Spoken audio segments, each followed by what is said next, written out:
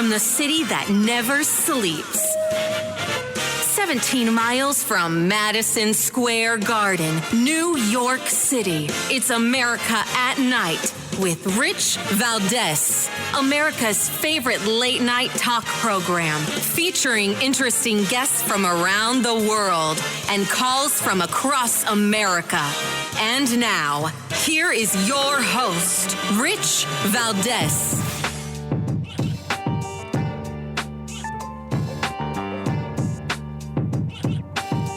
Hi there, good evening, and what's up, America? I am Rich Valdez, Valdez with an S, at Rich Valdez on all of the social media, your liberty-loving Latino amigo. Happy to be here with you this Monday night. Welcome to the program. If you want to join us on our late-night national town hall conversation, feel free to give us a call, 833-482-5337, 833-4-Valdez. And if you've been watching the news, it looks like there is a political movement afoot in America, and that is something called Make America Great Again. Now, what's interesting about Make America Great Again is that it's been around for a while, right? It's nothing new per se. What's new is how it's faring in most of the polls, and what's new is how it's attracting newer and newer groups. And there's just, every day there's more and more reason to believe that Trump is gaining momentum. Now, some think that it's just the phenomena of him being in court, the specter of being in court. I think that helps, honestly. I think it helps the cause, but I don't think it's the basis for the cause. I think there's one main reason for Donald Trump's success right now in the polls and why people are interested in seeing him win. Yep, you guessed it, Joe El Baboso Biden, right? It is the failure of Joe Biden that is really, I think, the cause for Trump's success. If Biden was even remotely good at his job and doing something that would make Americans feel satisfied, Americans are very fair for the most part, right? Remember, most Americans are independent in their voting, or at least a good third of us, right? So this isn't about partisan politics. This is about actually doing the right thing. And for most people, that's allowing somebody the benefit of the doubt, hoping that they will get the job done and they will do well. With Joe Biden, he's been so reckless with his crazy policies because he's sold out to so many different interests that it makes it very difficult for him to succeed with the people, but very, very easy for him to succeed with the cartels and other power structures that are pulling his strings. And I get it. The guy's corrupt. He owes favors. He's been in politics forever. He owes this, that, and the third to Tom, Dick, and Harry. And he's spread thin. So here we have it. He flip-flops on all of his positions. You've heard all the old Biden clips where he was saying things like, I don't want to worry about my wife getting mugged coming out of work late at night. Meanwhile, here he is allowing the muggers right into the country, and then he supports the people that won't prosecute them. But the rest of America starts to realize that whether they like Trump's personality, delivery, or style or not, the reality is they like right from wrong. And this choice between Trump and Biden seems to be one of right versus wrong. We've heard different analysts from different places making different comments, and one of the ones over the weekend that is catching a lot of attention is CNN host Fareed Zakaria, right? You know Fareed Zakaria. He's been on CNN for a long time. He's got a show on the weekend, and he's like an analyst or a panelist throughout the week on other programs. And he made some statements that I think, it almost had to be made. It's clear that most of the people at CNN don't like Trump. It's, in my opinion, clear that Fareed Zakaria doesn't like Trump. But it's also clear to me that Fareed Zakaria is not blind. And he sees what's coming. He sees what's happening. He's realizing that he's out of touch with the mainstream of America. People that put their pants on one leg at a time and go to work to pay their bills and just want to live in a safe community, in a prosperous country. And I think he's realized that he was wrong. So I have a clip. It's about a minute and a half of Fareed Zakaria, but it's very eye-opening. Listen to this. I have to admit, none of this is playing out as I thought it would. Trump is now leading in almost all the swing states, but behind those numbers lie even more troubling details. As someone worried about the prospects of a second Trump term, I think it's best to be honest about reality. I understand that polls are not always accurate, but in general, they have tended to underestimate Donald Trump's support, not overestimate it.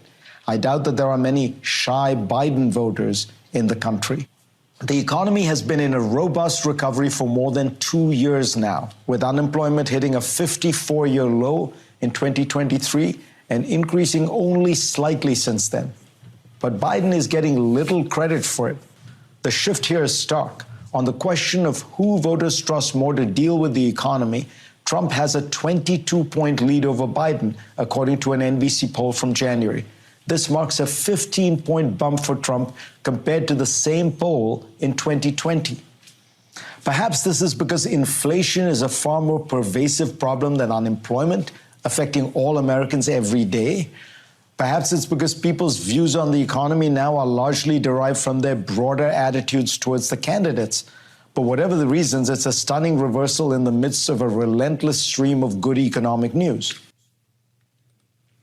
There you have it. That is Fareed Zakaria coming clean, telling the truth on what's happening. And I think we're going to see more and more of that. And the reason why is because the Democrats will typically, and when I say the Democrats, I'm speaking largely about the left within the media in this context, right? So the left within the media in this case, right? And here, Fareed Zakaria, I think they, it's clear to me that they don't believe that there is an opportunity to steal the election, right? They don't see that happening.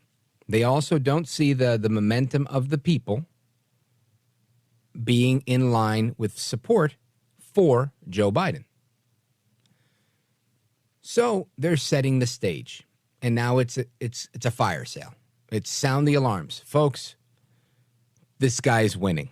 He legitimately has a chance of winning. What are you thinking? What are you doing? How dare you, right? They're all freaking out. They're coming to grips with Trump may be the next president.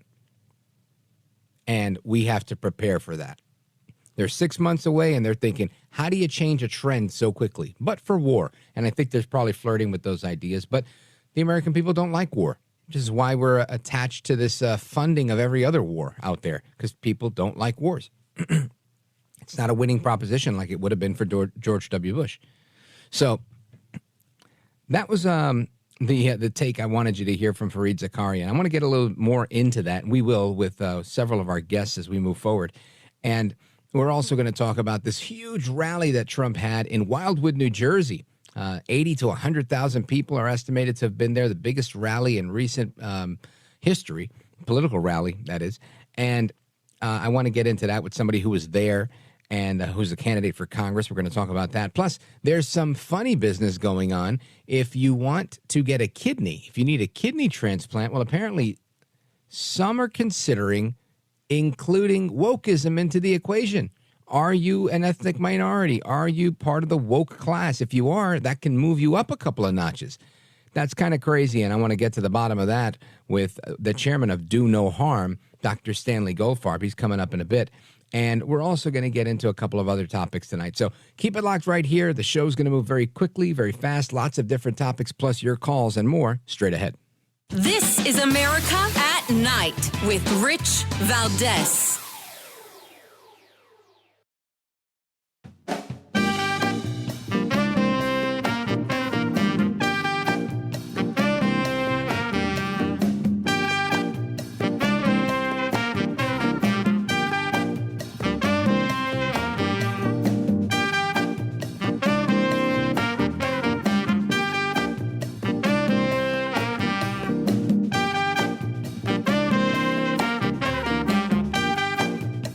Valdez, who again will do a fine job, and I know you'll enjoy listening to him. This is America at Night with Rich Valdez.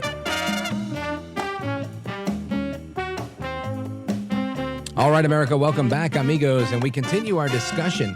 And I just wanted to make a mention that the former attorney for then candidate Trump took the stand today in Trump's trial.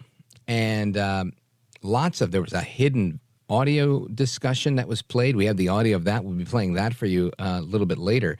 And a lot of legal experts are weighing in saying this is likely the end because of how the paralegals for the prosecution have handled this and didn't share some of what, again, some of these experts are saying is Brady material, exculpatory information that wasn't included with the defense team.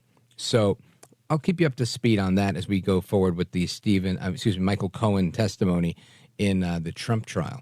But I want to talk to you about something that is interesting. We've seen wokeism, diversity, equity, and inclusion, which again sounds innocuous enough when you hear it on its face, but when you really look at what it is, it's just not fair, right? It's almost rigging the system for certain outcomes.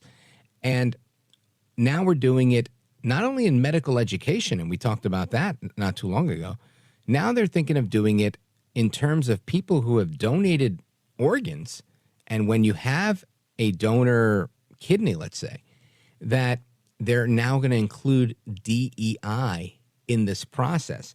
And we have a clip of a webinar being hosted by a gentleman by the name of Stephen Avercraft. He's the manager of family donor services at New England Donor Services, somebody who collects organs and delivers them to hospitals. And it's eye-opening that they talk about biases and implicit biases and how that weighs in this decision-making. Give this a listen. Biased examples. There are a litany of these. I have just captured a few here, and they are highlighted in red, the ones that I have personally experienced or witnessed. Some of these biases help to shape the family's experience in the hospital well before a donation conversation is had. If a family, in particular a grieving family, feels slighted or unheard, that can directly impact the donation discussion. Implicit bias by definition, the subconscious bias that refers to attitudes or stereotypes that affect our understanding, actions, and decisions in an unconscious manner. Aside from the universal OPO needs of the hospitals throughout our country, which include, we all know it in the OPO world, not preemptively mentioning organ donation, calling in timely referrals, maintaining the option of donation by supporting the patient, we also need fairness, cultural humility, and an ever-present desire to ensure that all families are treated the same and understanding that every family is unique. No family is the same. Now, while this may sound like some innocent information to help people understand the best way to get people to donate and whatnot, it's not lost on me that there actually is a conversation afoot nationally where people are discussing, people from the Biden administration are putting out a new rule to incentivize hospitals to commit to this health equity in kidney transplants. Now, this new rule will give hospitals a higher achievement score for performing a transplant on a person in a predefined low-income population. Now, just imagine this. The last time I heard of hospitals being given incentives, everybody and their mother was dying of COVID, whether they came in for a motorcycle accident or not. I don't think that this is the way we should approach medicine, but what do I know? I'm not a doctor. But Dr. Stanley Goldfarb is. He's a nephrologist and chairman of the medical watchdog group, Do No Harm. Dr. Goldfarb, welcome back. Oh, great to be with you. So let's talk about this, because I think this is kind of crazy. I always thought, and maybe some of the audience knows better than me, but I always thought if you needed a kidney because you had kidney disease or whatever the case is, that there was a waiting list, and it was based on, I guess, the people with the most need and those, who were the most medically necessary or needy. And I don't see that being the case if we're going to include one's socioeconomic status, their race, or anything else like that. What are your thoughts on this? Well, there are two kinds of kidney transplants. There's the kidney transplant that a patient may receive from someone who's died, basically, as usually brain dead because of an automobile accident or Right. some other problem, yet the kidney is still viable. That's the kind of kidney that the waiting list refers to. People are on the waiting list waiting for one of those cadaver kidneys. The other kind of kidney is one in which a family member has donated a kidney. And I think the clip you played was more referring to that. And the bottom line in the government's efforts here is the fact that there's a big discrepancy in the number of black patients that get kidney transplants compared to white patients. They get many, many fewer living donated kidneys. That was the problem he was referring to, or the situation he's referring to.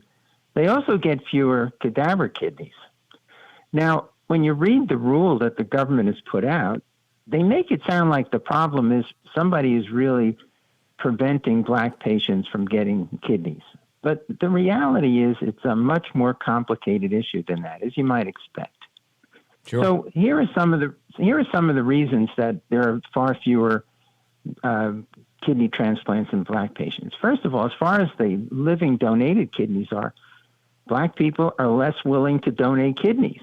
Now, the reason for this is hard to know. I mean, there have been many, many studies of this. It generally is the case where people who are, and it breaks down into two areas. One is there's a lot more kidney disease in the black population. And this actually has a gene basis. There's a variant gene that about 40% of African Americans have that makes them much more susceptible to kidney disease. And there is more kidney disease in the black population. So one of the things that nephrologists have to consider is whether, if they ask someone to donate a kidney, are they putting that donor at some risk of having future kidney disease? So there's a real ethical issue about having adequate numbers of donations from black individuals. The second problem is that black patients tend not to want to, or black donors tend not to be less available. They tend to be more distrustful, I think, and maybe that's the problem. They may have less health literacy. There may be educational problems. There may be cultural issues. It's hard to know. There are a lot of studies of this. But the bottom line is there are fewer individuals who will donate kidneys. And what that individual was talking about was saying the reason for this is that people aren't treating them properly. The physicians aren't treating them properly. I don't know that there's much evidence for that at all. He was talking about a couple of anecdotes, but when people have interviewed families and tried to uncover what the problems are, it's a very complicated social issue. It has to do with the kinds of neighborhoods they live in, what they've heard about kidney disease and all this. And it's not because physicians are biased against them. The second issue is that black patients tend not to want to get a kidney transplant more frequently than white patients tend not to want to get a Dr. kidney Goldfarb, transplant. the music is about to kick in. I don't want to cut you off. I really want you to take your time Okay. unpacking this. So we'll pause and we'll continue on the other side. Folks, we're on with Dr. Stanley Goldfarb. He's the chairman of Do No Harm. They're a medical watchdog group, and we're talking about the government's plan to use diversity, equity, and inclusion in kidney transplants. Don't go anywhere. It is a topic you don't want to miss. I'm Rich Valdez.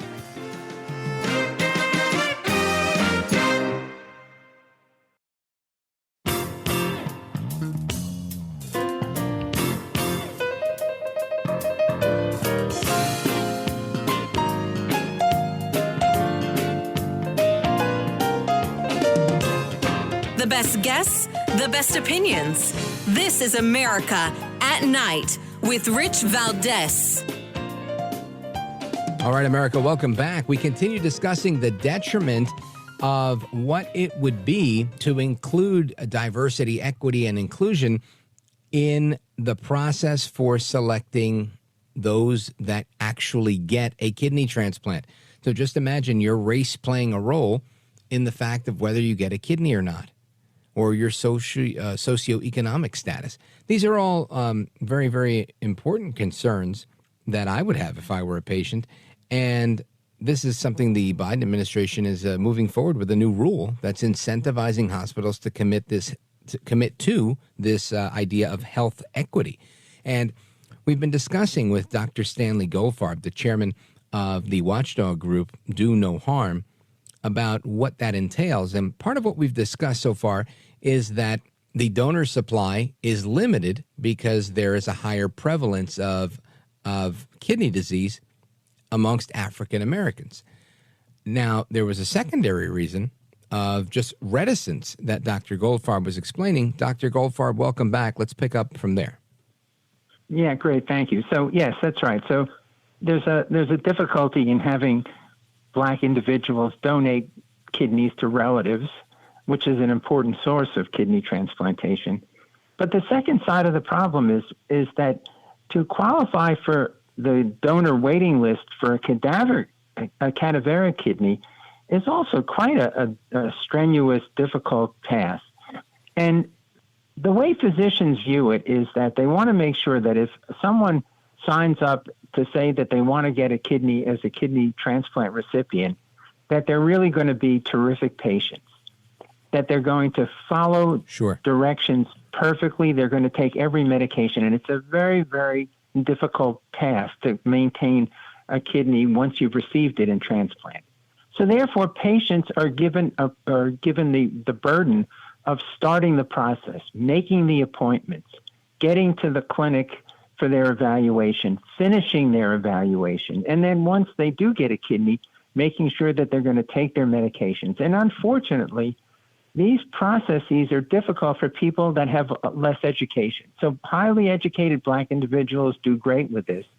Less well-educated people who have lower health literacy, are poorer, have more social problems, which certainly, many in the Black community do. They do less well in this. They don't follow up their appointments as well in evaluation centers, and it is a very difficult burden. I grant them that. So at the end of the day, to sort of sum up the problem, there are fewer living donated kidneys in the Black community, and Black patients tend not to want to pursue a higher percentage of Black patients. I should qualify that. Many Black patients go through and get kidney transplants, but there's a proportion of them that just find it too burdensome and actually prefer to remain on dialysis treatments. And the government wants to have more individuals get kidney transplants. It's a better medical treatment. Right. But again, physicians don't want to send patients to this process and put them through this process unless they're going to be able to follow this very difficult program. And if they don't, we've wasted a precious resource. And it turns out that that there's a higher proportion of Black patients that don't adhere to their immunosuppressive medications. This has been studied. And so that there are real issues if you're going to sort of force and coerce and really try to get a higher proportion of Black patients getting kidney transplants. There's the likelihood there's going to be more failures. I don't mean to sound like I wouldn't encourage Black patients. I would encourage them to try to get kidney transplants. It's a good thing for them.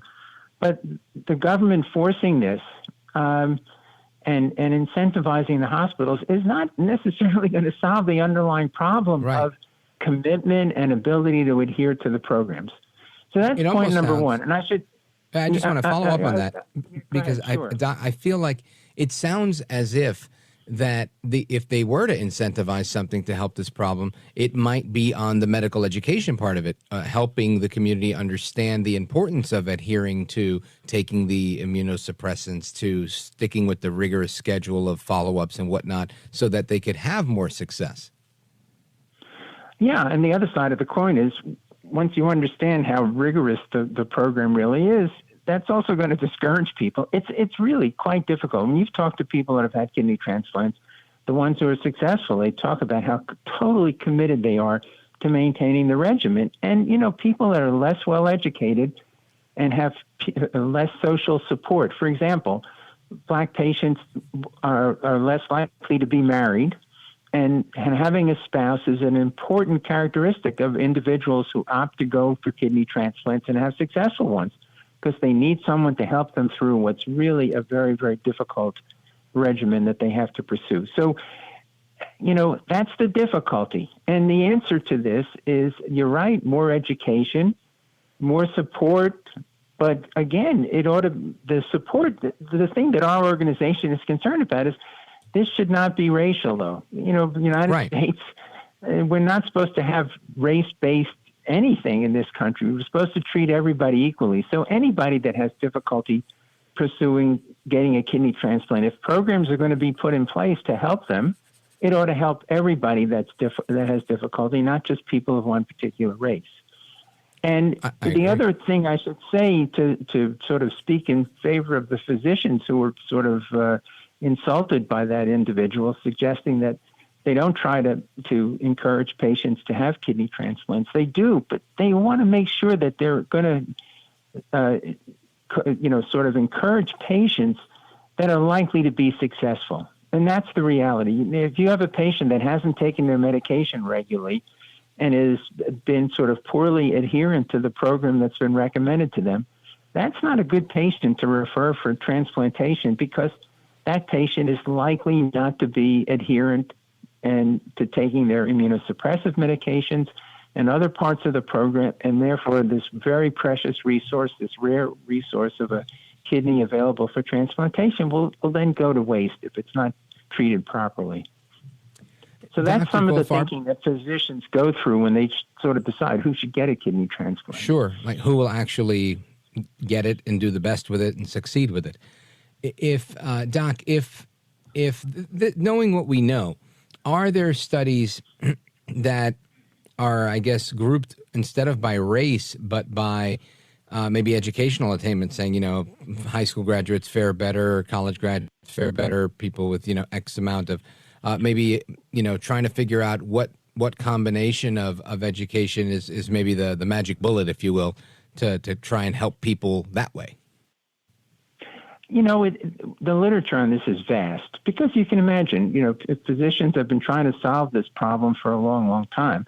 We know things like, for example, if you come from a neighborhood that's quite poor, your likelihood of getting a transplant and maintaining a transplant is much lower than if you come from an affluent area.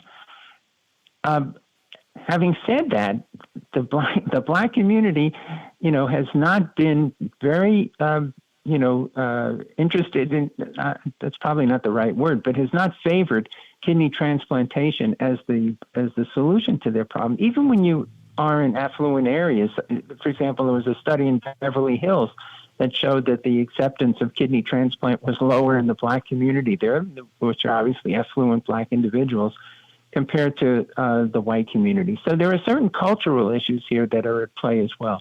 So at the end, education is important, but social capital, if you will, social support is very important. And again, it's one thing to say, look, we have a resource that's readily available. Let's do the best we can to get into a community that doesn't benefit from that resource at this point. But when you have a resource that's really rare and scarce, then you have to have a different calculus about what you're going to do with it. And simply to create equity here without solving the underlying problem, making sure those kidneys are going to work properly and the people that get them and that they're going to take care of them properly, is something that needs to be taken into account as well. And again, if you're going to have a resource that's going to help people who are having difficulty from the social perspective, it ought to be not racially based, but it ought to be based on social opportunity and social capital and financial resources, and not based on race. Now, Dr. Goldfarb, I have a follow-up question for you, but we're going to take a quick pause right here and come right back to you. Folks, we're on with Dr. Stanley Goldfarb. He's chairman of the medical watchdog group Do No Harm, and we're coming right back. Don't go anywhere. This is America at Night with Rich Valdez. Call now, 833-4-VALDEZ. That's 833-482-5337. 833-4-VALDEZ. That's Valdez with an S.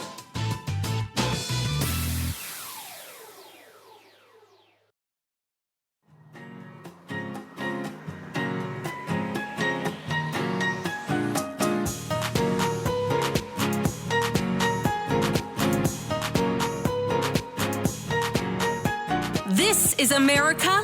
This is Night.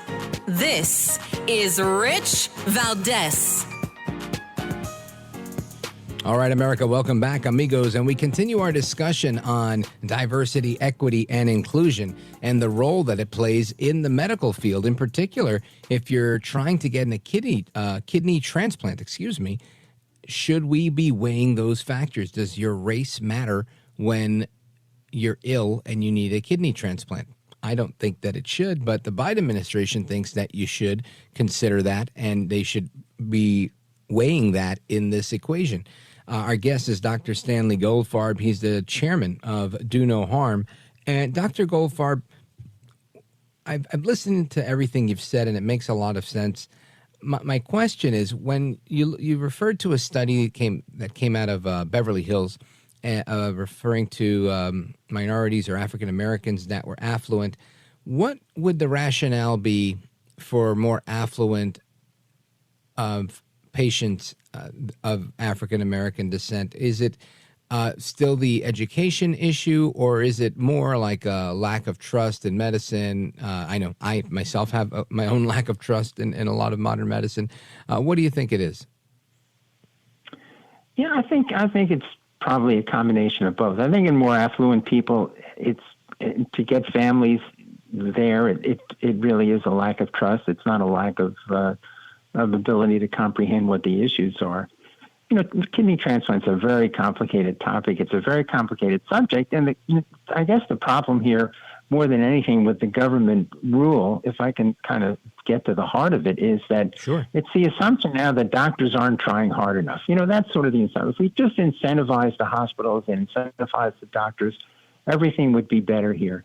And that's the implication of that initial quote that you had from the transplant coordinator person, right? That it's implicit bias, and doctors are biased against patients. And look, biases exist, but the question is, how do you act? How do you live your life? There were Israeli doctors, for example, that took care of some of the terrorists that came in on October 7th and saved their lives in hospitals. I'm sure they couldn't stand the idea that these people were there and had done what they had done, but yet their job as physicians was to take care of them, and that's the way they acted. And it's the same with nephrologists. The vast majority of them see patients and recommend kidney transplants if they think this is the best thing for the patient, with more education and more sort of coaxing and supporting and home visits and all sorts of things to get people to consider going down the path of evaluation for kidney transplant.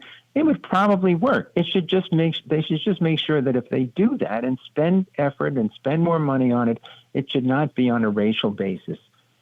More black kidney transplants would be a good thing to have happen, but the cause of them not happening is not because doctors are biased. It's because of very, very complicated issues related to the community, related to some of their medical problems, and related to the nature of kidney transplantation, which is a very difficult process to go through.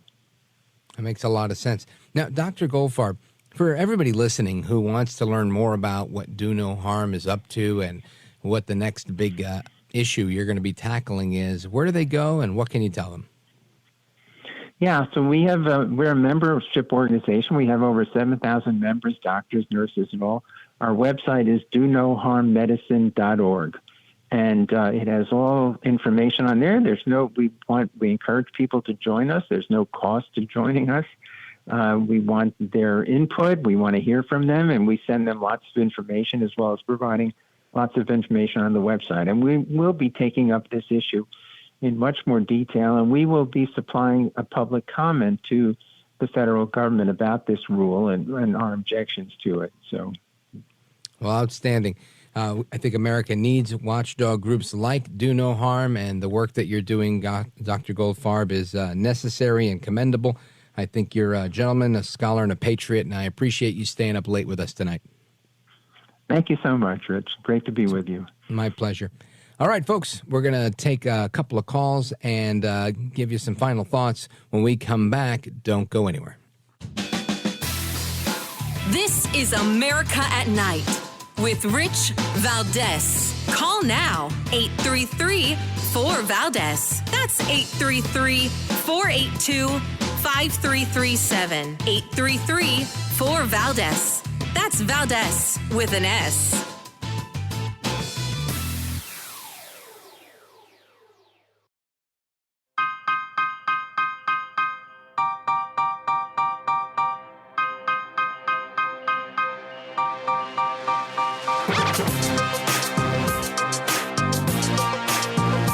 He's brown, he's bald, and he's breaking it down. It's America at Night with Rich Valdez.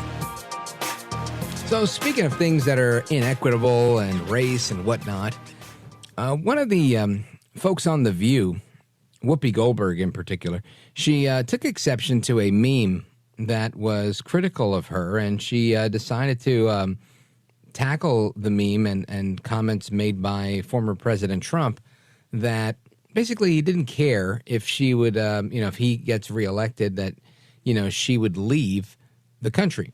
And of course, the comment was something kind of like, nobody's going to miss her if she leaves, right? And honestly, I rarely address the trolls. Every now and again I do, but I don't think Whoopi should address anybody trolling her, because especially if the troll is Donald Trump. If Trump is trolling you, you're likely not going to win. He's great at it. But listen to her response. You know what I'm a little agitated about? That man has something to say to me. Oh. He saw a meme.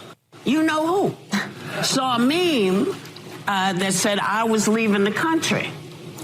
People always see these crazy memes that I'm going to leave the country if he gets in there. Somebody else thought I was leaving, was sending suggestions for people to take my place. Look, I'm not going anywhere.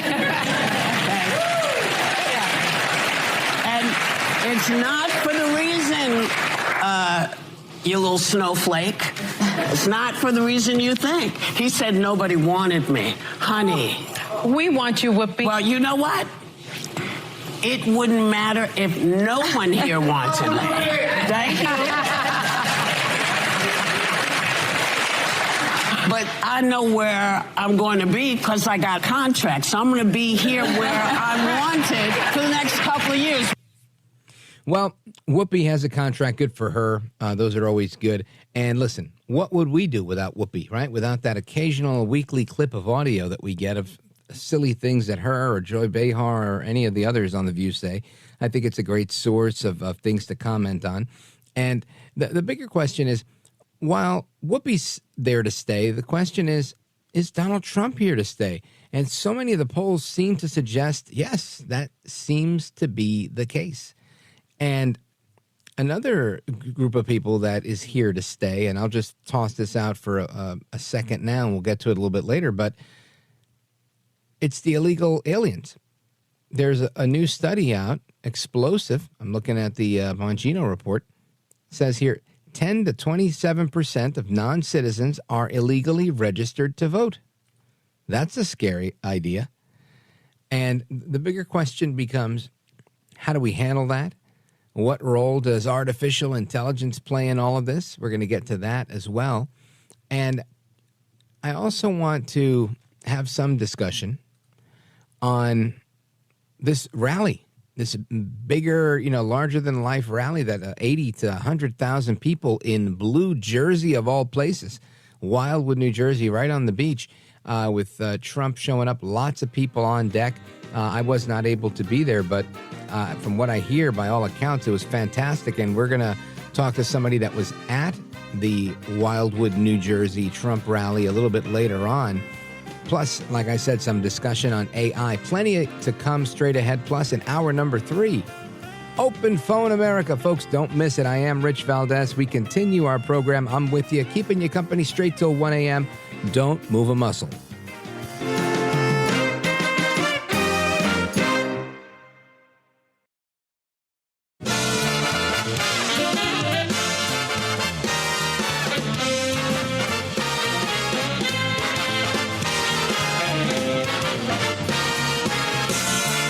Live from the city that never sleeps.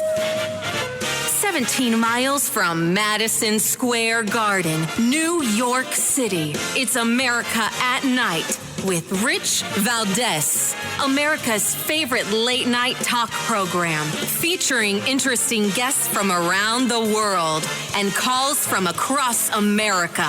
And now, here is your host, Rich Valdez.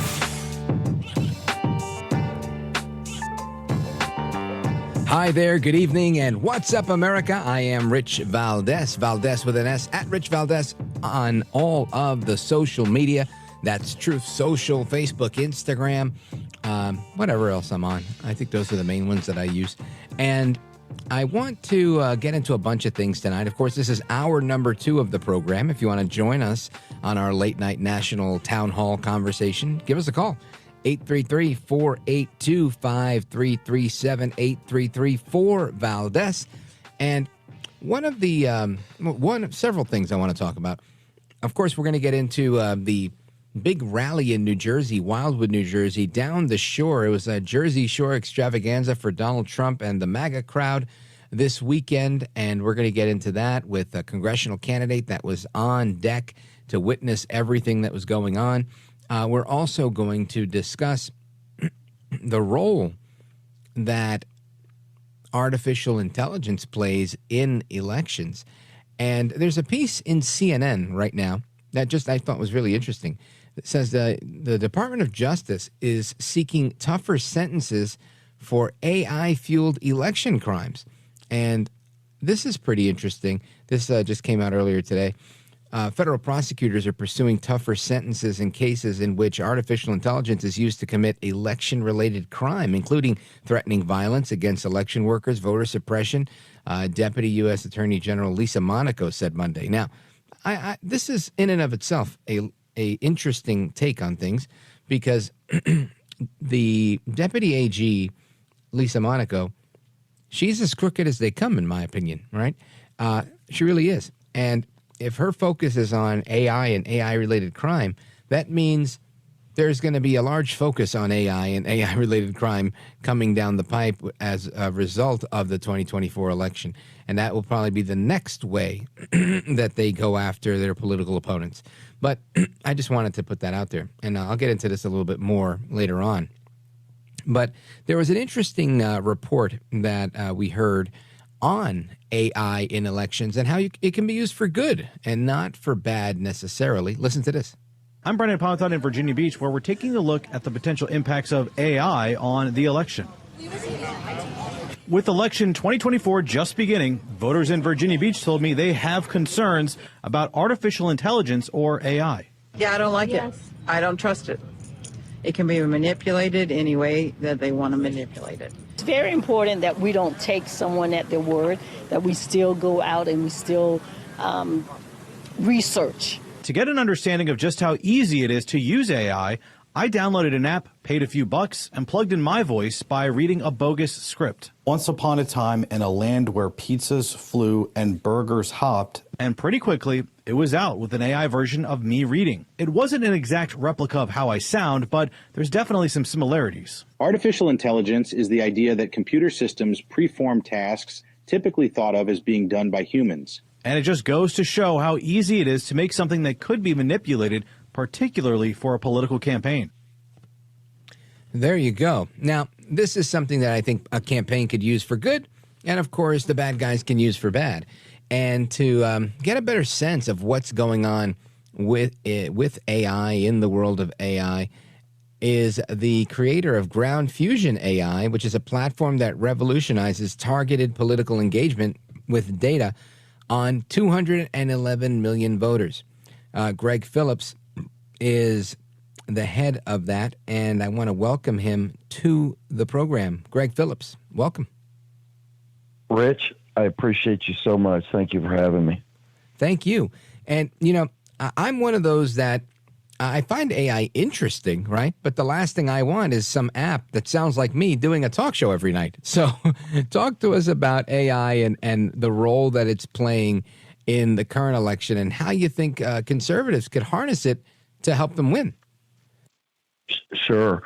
You know, I think part of it is really just a massive misunderstanding, you know, partly fueled by the media regarding what AI really is. So artificial intelligence these days gets a little bit of a rap because of, you know, open AI and all the different apps and things that are out there. Like you said, you know, one that where you can train it to do your voice or make a deep fake.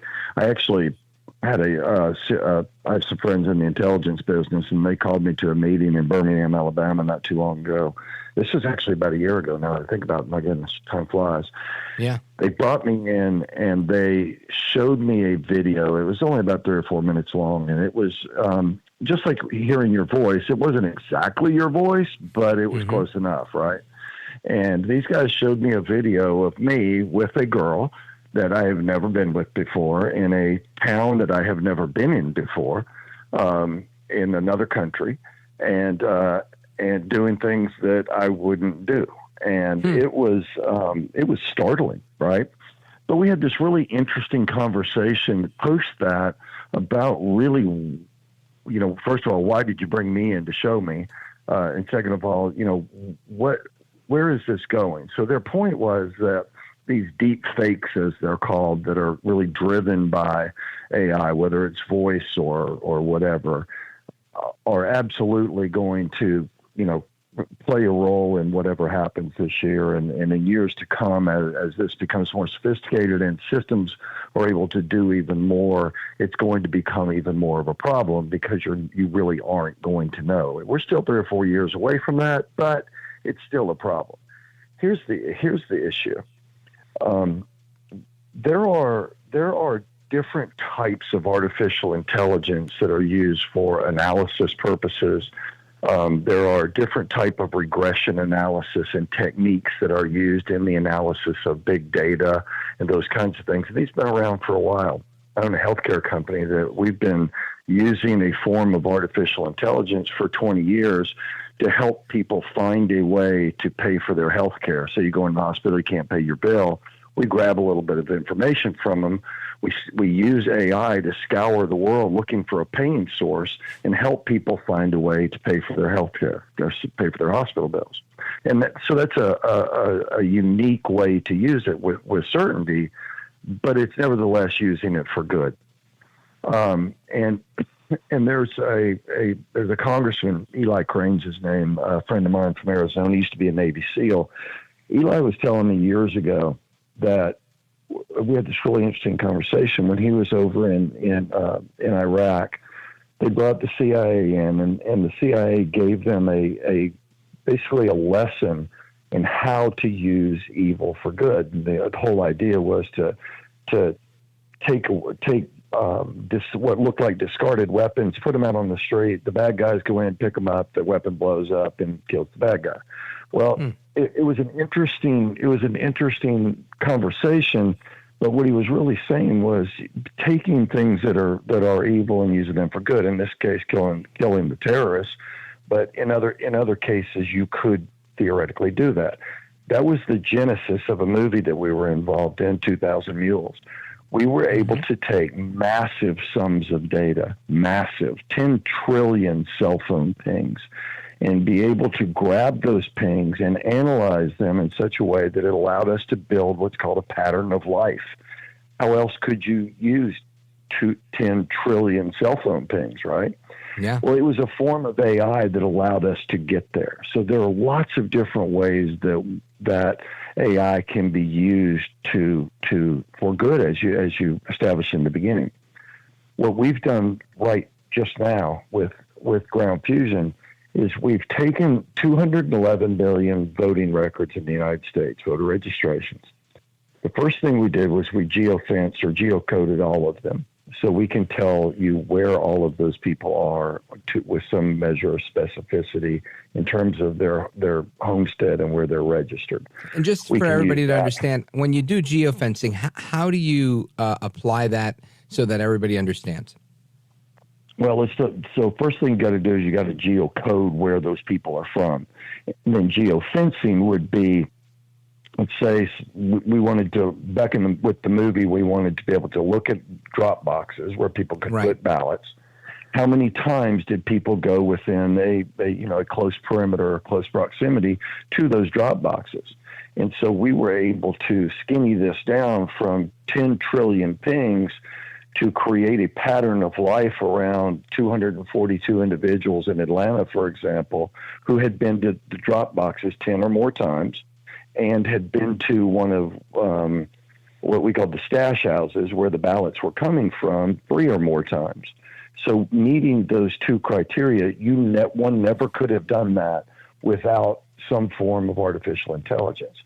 And what it does in that instance is really help you work through big numbers and helps you make decisions to exclude or include certain transactions before you build that pattern of life. So think about you're driving down a road and your cell phone is giving off signals anywhere from 2 seconds to 42 seconds, depending on what apps you're using. And we're able to buy those signals about you, say, as you're driving around. In fact, there was a famous article about this in the New York Times, a 3-set article that tracked President Trump going from Mar-a-Lago to the golf course and so on and so forth. But the first one showed allegedly a crime in Central Park, and then tracked that person where they had been throughout a period of time with some cell phone pings that had been given to the New York Times. But this is very common, and it's very useful in forensics if you're trying to track down murderers or you're trying to track down, people that have done terrible things, and being able to track human traffickers that are trafficking these little kids coming across the border. And so all of these things are taking, what potentially is certainly a violation of privacy, but using it for good to be able to track down the bad guys. Outstanding. Gregg Phillips, I want to pause you right there just to take a quick pause. We're going to come right back with Gregg Phillips. He's the creator of Ground Fusion AI. And this platform is revolutionizing targeted political engagement, as you're hearing. And again, same Gregg Phillips from 2000 Mules. This is a game changer, I think, for conservatives. And I don't want you to miss the second part of this interview. Don't go anywhere. This is America at Night with Rich Valdez.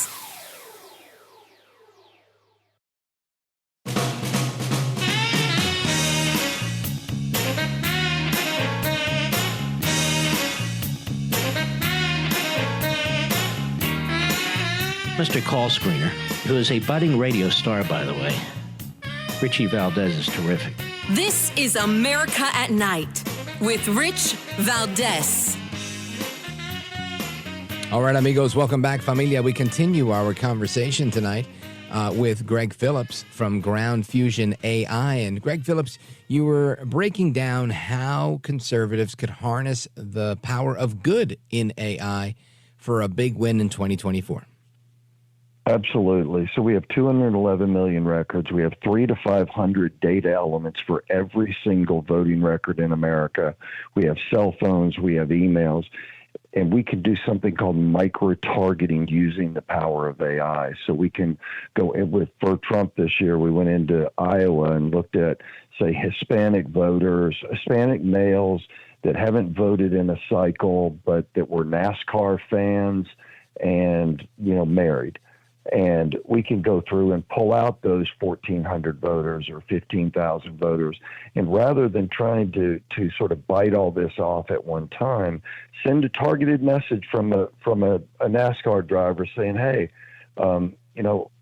we've done a little research. We found you're interested in some of the things that we are, please vote for President Trump or something like that. But that's called micro-targeting.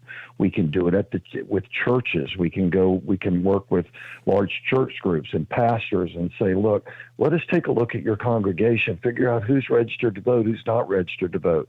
Send a message from the pastor saying, hey, it's really important for the right to life issue that you get out and vote. We need you to vote. Click here, and we'll have somebody contact you and get you registered to vote. And then when it comes to time to vote, same pastor, same group, send them a message saying, I'm so glad you registered to vote. Now it's time. Click this button and we'll help you get to the polls. So there's so many ways we can use this, and it's the first time that we've been able to sort of fire back and do to the left what they've been doing to us for years and years and years. And while I do not support this deep fake stuff and will not and will oppose it, and we have ways that we can attack it, we can use some of the same tool sets to help us micro-target and really get down into the heart and get America the information that they need, that they want, that they believe in, and get them the messages that they want to hear. It's game-changing from our side. We've never done it before. The RNC doesn't do it. Campaigns can't do it. And then the final piece is something really cool that we came up with is something called community grants. We're going to work with groups across the states, and rather than worry about, the big Senate races or congressional races or all the things that get all the news, we're going to go in and we're going to focus on, say, 60, 70, 80, 100 races in a state that are for school boards and for local county commissioners and mayor's races and sheriff's races and those kinds of things, and really get down to the heart of it, because in politics, all of this stuff rolls uphill. Those are the people that are going to go knock on doors, make phone calls, get their friends to contact folks from their church. It's not going to be the presidential races or the Senate races or those kind of things. So the community grant program, rather than granting money, we're going to grant them the data that allows them to get out there, communicate with the voters directly, and to win these races. Wow. And that really is a game changer, because, again, what you're describing is what politics and GOTV efforts have always been, the get out the vote effort. The difference here is that it's not some campaign consultant that's telling you should reach out to people that voted in the last 2 or 3 elections and whatnot and renting a list, but moreover using the data that you have from the list and this AI to find the right people to make the right connection, which I think is game-changing, because you take out the human aspect of it, the intensivity of the labor, and you can probably do so much more because, you're just filtering through data with this AI tool. And I think that's phenomenal. The other part of it, what you just mentioned, is granting people this data. That's fantastic, because oftentimes small campaigns for county commissioner or even, local mayor races and whatnot, they just don't have the budget or even the voting universe to raise enough money to be competitive sometimes. And I think if they have this information, that can make them competitive, and that could be a real game changer. That's fantastic, Gregg Phillips. We're so excited about where we're going. Imagine those 90,000 people that were down the shore in New Jersey were able to geofence around all that, then send that list to the local races. Those people went to that rally. Call on them. They're your kind of people. That's how you win races. Yeah, exactly. Wow. The modern face of political campaigning. Gregg Phillips, Ground Fusion AI. Let everybody know if they want to, I don't know, let's say Rich Valdez is interested and he wants to reach people who don't listen to the podcast. And where do people that are interested in learning more about this go? You can, right now, we've spent so much money on the actual business side, groundfusion.ai. Just put in your email address and one of our team will be in touch with you soon. Outstanding, Gregg Phillips. Godspeed to you. It sounds like a great product. I appreciate it. Folks, we're coming right back. We're going to continue our discussion about the Trump rally in Wildwood, New Jersey. Billy Prempeh, former congressional candidate, current congressional candidate, he's going to join us. He was there, and he's going to tell us what was going on. Don't go anywhere.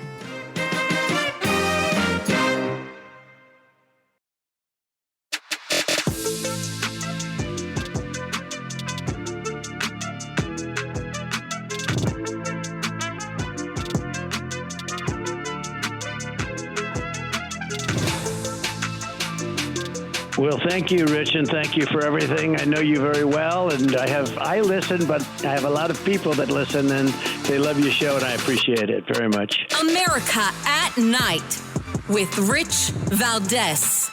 Crooked Joe surrendered to the terrorists just like he surrendered to the Taliban, and now he's surrendering our college campuses to anarchists, jihadists, freaks, and anti-American extremists who are trying to tear down our American flag. They want to tear it down. Every single place they go, they want to rip down our flag. The chaos and violence happening on our college campuses right now is all because Crooked Joe Biden doesn't know what the hell he's doing. The very same people who are funding the violent campus uprisings are also funding Joe Biden's campaign. Do you believe this? Tonight, I'm officially calling on Joe Biden and the Democrat National Committee to return the donations of all anti-Semites, American haters, and financiers of chaos who have funded the chaos on our campuses. Return the money, Joe. Return the money, Joe. That, of course, is the voice of Donaldus Magnus El Trompito, the 45th president of these United States, Donald J. Trump, El Presidente. And he had this huge rally in Wildwood, New Jersey over the weekend. I wasn't able to attend. Of course, it was Mother's Day, and I had a bunch going on. But some of the folks that are up to speed on everything that's going on in New Jersey were there. Among them was Billy Prempeh. Billy Prempeh is a retired veteran of the United States military. He's a congressional candidate for the United States Congress in District 9 in New Jersey, and he's our guest right now. Billy Prempeh, welcome back, Billy. What's going on, brother? Just to kind of clarify, so there's no claim to stolen valor. I am not retired. I'm not that old. I'm 34, but God bless all the veterans that have retired and put in that much service. Excuse my voice. I completely blew my voice out during the Trump rally over the weekend, but I still wanted to get on air with you. It's been a long time since we spoke, and man, what a time. It's sad you missed out, man, but I hope you had a great Mother's Day this weekend. Oh, thank you, brother. Me too, and likewise. And Billy, it's funny, I was talking with the producers earlier today, and I was saying, I want to talk to somebody who was on the ground, give us a bird's eye view of what was going on at the rally. And I was looking through some like social media, and I saw you on TV, and I said, oh, there he is.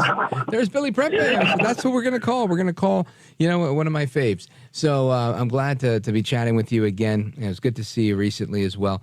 Let's dig in here. So I wasn't there. 5.5 million people who are listening to this program right now weren't there. Many of them weren't there. And you were. Fill us in. What was the energy like at the rally? So I was at the first rally in 2020, and that was a massive event. If I'm not mistaken, they said there was about 100 to 115,000 people in 2020. And they said that this year there were 100,000. Well, first they said 80,000, then it was 90, then they said 100. To be completely honest, I was sitting in the front. I was sitting in the stage behind Trump. I had a bird's eye view of the whole entire crowd. I could say easily it was definitely bigger than the rally he had in 2020. I would say it was about 160,000 people, but I'm no mathematician, but it looked insane. The energy was intense, and the weather was beautiful, especially considering it rained the day prior. Yeah. Now, what I find what's so unique this time around is you were kind of a pariah, not you per se, but anyone who attended a Trump rally was kind of a pariah back in 2015, 2016. In 2016, it kind of became mainstream. It was like, oh, those are the MAGA Trumper people. And, now here in 2024, it's like, oh, everybody can be a Trumper people now, right? Everybody can be a MAGA extremist without, you got Democrats, you've got blacks, whites, Asians, you name it. Everybody's part of that crew because I think so many people are starting to align with the America First message. So many people, in particular black men, it's one of the fastest growing groups of people to align with Trump in a lot of polls, it's very evident that people are seeing what's going on with Trump in the court and the weaponization of the legal system against him and all of the lawfare. And they're saying, you know what, enough is enough. Yeah, I don't want any more of this. And they're jumping on board. And one of those was retired NFL great Lawrence Taylor. And I have a clip that I'm going to play for the audience. You were there for this while it happened. I want to get your reaction once you hear the clip. Listen to this. I grew up a Democrat, and I've always been a Democrat until I met this man right here. I'll tell you what. He will not have to worry about nobody in my family ever vote for a Democrat again. Okay. All right, there's, again, Lawrence Taylor. And LT making this statement that he grew up a Democrat and he's going to make sure his family never votes Democrat again, I don't think is exclusive to him. I think there's a lot of people, in particular African Americans like Lawrence Taylor, that are making the same kind of declaration saying, you know what, we've tried this long enough. It hasn't worked for us. It's time to start going with policies and people that actually make sense for America at large. What do you say, Billy? 1,000,000%, because his story is very similar to mine. A few people know this. I never liked Donald Trump when I was growing up. I was never a fan of him. Because I'm a poor kid from the 440 Patterson, New Jersey. I can't relate with this guy. But when it was actually Ron Paul who actually turned me to Republican politics, and when Trump was running in 2016, and he started calling out the issue that ISIS would not be where it was if it wasn't for Barack Obama, that resonated with me because I helped fight against these animals when I was in the military, and everything he said was correct. His foreign policy actions were correct. His stance on the economy and going hard on China and securing our border, considering when I've got 14 relatives that came here legally the right way. He was saying all the right things, and it swayed my opinion the same way it's swaying so many other people's opinions. My opinion is now solidified because I've seen what he's done in under 4 years. I've seen the momentum grow with him. I've campaigned on the roads with him. I've worked with people out on the streets to help spread the message and grow the party. And it's very clear that it's not even about voting for Trump because you're a Republican. It's about voting for Trump because you want to save our country, and we're sick and tired of seeing what's happening right now. We need someone to get us back on track. Yeah, I agree with that. Now, Billy Prempeh, for those who are just meeting you for the first time in late night radio, I want you to give everybody a quick Reader's Digest on who you are, what your background is, and how you ended up running for Congress. So I'm a regular American. I'm 34 years old. I decided to get involved in politics in 2020. A few years, about a decade, I should say, after I left the military, I had been going through this political experience and seeing how much our country has shifted from traditional conservative values to this far left progressive nonsense we see today. And I decided to run for Congress actually shortly after the 2020 Trump rally he did in Wildwood. I was actually requested to run by who is now my primary opponent, Total Rhino, Dr. Hector Castillo. He requested that I run for office. He said that I do a great job, and he was right because when I ran, we broke a record in 2020. We got over 98,000 Republicans to come out, largest turnout since 1983 in the 9th District. This was a D+16 in 2020 as a nobody from the 4th Ward. 2022, we decided to run again. We keep our message strong. We start getting on national television. We're on Tucker Carlson. We met with Trump. We did all kinds of things to actually bring some attention to our district and make changes. And not only did our district redistrict from a D+16 to a D+9, but we worked so hard that by election day, we moved it down to a D+7.5. And although we lost, we improved from 31% to 44% in 2022. And in Bergen County, in the largest county, 25 municipalities, on election day, we were tied neck and neck. Once the vote by mail ballots came in, we lost by only 1,100 votes. And that's painful because we had a low turnout that year, which means if every single Republican actually came out and voted, Billy Prempeh would be your congressman right now. We wouldn't be sending billions of dollars to Ukraine. We wouldn't be the laughing stock of the world. We wouldn't vote to keep these borders open. And the migrants that are now in District 9 that have been coming to Texas here in the Sea Caucus, that would have never happened. And now Bill Pascal is acting like the hero, trying to stop the madness that he voted for 100% of the time with Joe Biden. So every Republican that's turning out and they're listening to this, every Democrat, every other affiliated, if you're sick and tired of what's going on, you need to come out and vote. And you need to vote the right way. Don't stay home because the red wave is not real if you don't come out. This race has to be so big, it can't be rigged. It has to be too big to rig. So everyone needs to come out and vote. Billy will be your next congressman. Trump will be your president. And I believe if we do this, we can flip New York and we will flip New Jersey. And I'm, as wild as it may sound, I'm going to make that claim here on air. I believe Trump's going to flip New York, especially if they go through with this nonsensical indictment and they try and ruin his life with this hush money trial. If Trump gets locked up, I'm going to make the prediction here on air. I believe he will get elected from the jail cell. Outstanding. Now, Billy Prempeh, we're going to come back and do another segment or two with you. I want to get your thoughts on this ridiculous trial and some of the news that's come out of there from today. But let everybody know how they can support your campaign if they want to do that during the break. They can support my campaign by going to www.billyprempeh.com. That's BILLYPRENPEH.com. You can volunteer. We need volunteers to grow this grassroots effort, and we can take some donations as well to help us expand that effort even further. That's BillyPrempeh.com.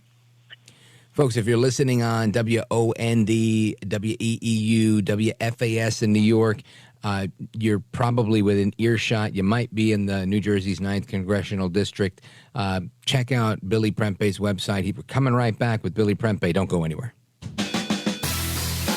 This is America at Night with Rich Valdez. Call now, 833-4-VALDEZ. That's 833-482-5337. 833-4-VALDEZ.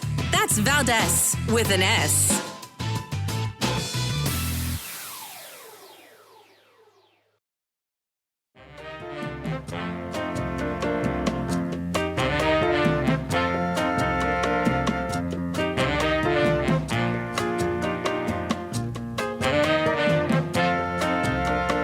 I want to listen to you, Rich, all the time. America at Night with Rich Valdez.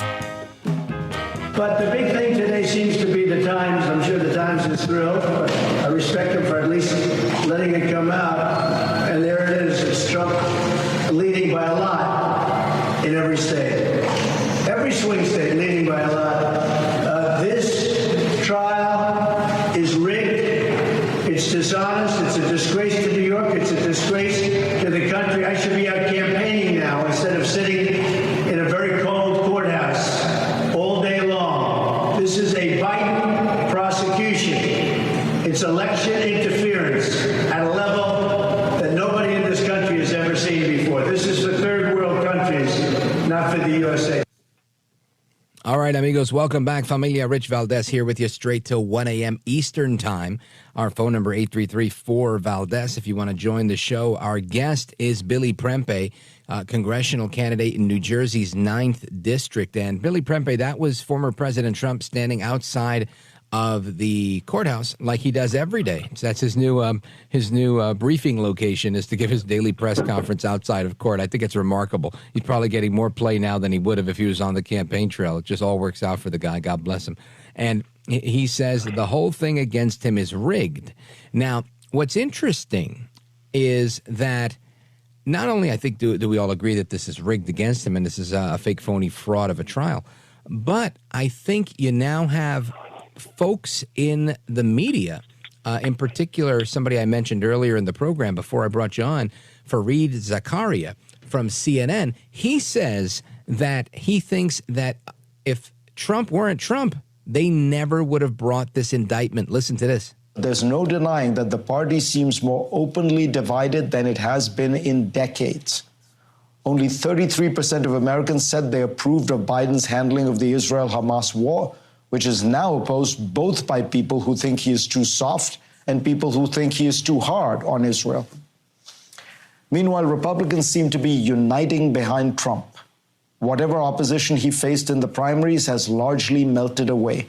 And the trials against him keep him in the spotlight, infuriate his base, who sees him as a martyr, and even may serve to make him the object of some sympathy among people in general who believe that his prosecutors are politically motivated. This happens to be true, in my opinion. I doubt the New York indictment would have been brought against a defendant whose name was not Donald Trump. A majority of Americans are skeptical that Trump will be able to get a fair trial, according to a CNN poll. That's CNN now admitting to this, Billy Prempeh. What say you? I'm not surprised at all. I'm honestly not surprised. Listen, I think this whole thing has been completely rigged from the very beginning. And even when I said that if Donald Trump gets locked up, he's going to win, the reason why I say this is we're talking about a guy who was impeached. And the second time he was impeached, he wasn't even the president. Everything that's going on in politics right now, everything that's going on in media, and not you, and God bless you, you're one of the few people out here that's giving real media out here. But all this stuff is rigged and controlled. So they're going to go out there and they're going to say whatever they need to do to try and brainwash and manipulate the people to think, hey, this guy is a big criminal, he's a big bad guy, and guess what's going to happen? Nothing's going to end up happening when it's all said and done. So I would go as far as to say that if they don't lock this man up, the primary goal is to try and bankrupt them as much as possible, to try and get him and his campaign tied up in paying legal fees so that he can't campaign. He can't say certain things. We're going to put nonsensical gag orders on him. We're going to arrest his friends. We're going to arrest people that are associated to him, some of which have done bad things, some of which have things that we can't even say are necessarily bad, but the media will go and blow it out of proportion anyway because it's Donald Trump. This is happening to every American. They're all seeing this, and seeing that this could happen to a multi-billionaire, former president of the United States. Some people may like him, some people may disagree with him, and even the people that disagree with him, they can look at that man and see, hey, man, if they can do this to the former president of the United States, they can do this to me. This whole thing's a kangaroo court, and people are waking up to it. That's why I say if they lock this man up, it'll be the greatest awakening this country's ever seen since the American Revolution, and I firmly believe that. Billy Prempeh. Today, the Manhattan District Attorney, Alvin Bragg, his paralegal, testified on Friday that Bragg's office deleted information, evidence from 3 pages of phone records. And these phone calls were between convicted perjurer Michael Cohen and Stormy Daniels' lawyer, Keith Davidson, without ever notifying Trump's legal team that any of this happened. This paralegal named Jaden Jarmel Schneider. And again, this doesn't surprise me, but he confirms that Bragg's office deleted this information. This seems to me, between that and the incredible or lacking credibility testimony of Michael Cohen, to be yet another feather in the cap for Emile Beauvais and the Trump legal team. What do you think? I think so, man, because this actually reminds me of what they did to Michael Flynn. They were trying to say he was a foreign agent. You're a foreign agent. There's conversations of you mentioning that you were doing deals with people in Turkey. You're a foreign agent. We're gonna get you down with the FARA Act. They'll bring up all these different. They'll bring up all these different people associated with Trump, and they'll use these as justifications to just throw more dirt on the man. And if you haven't seen the Flynn film yet, I recommend you go out there and check it out. It's a great film. And it goes into real good detail about how far our government was willing to lie and how much they're willing to omit information and drag out these court cases and even drag in people's family members and threaten them. We're at a point now where our government is now operating like the communists. We're not operating like the constitutional republic that our parents, our forefathers of this nation actually envisioned. And to see these kinds of things happening, man, it's not only scary, but it also gives me a lot of resolve and passion to keep running in this race, because we need Trump to win. We need good Americans to win. And that goes across the board. If you're a Democrat, you got great ideas, and you actually are going to do something good for the country, by all means, I can get behind that. And to be fair, there aren't too many of you, but just being real, if there was, I'd get behind that guy.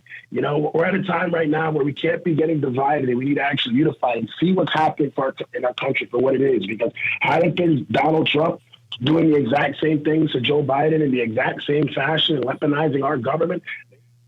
Yep. That's the key, is to stop the weaponization of the legal system against political opponents. Folks, we're on with Billy Prempeh, and we're coming right back. Don't move a muscle. This is America at Night with Rich Valdez.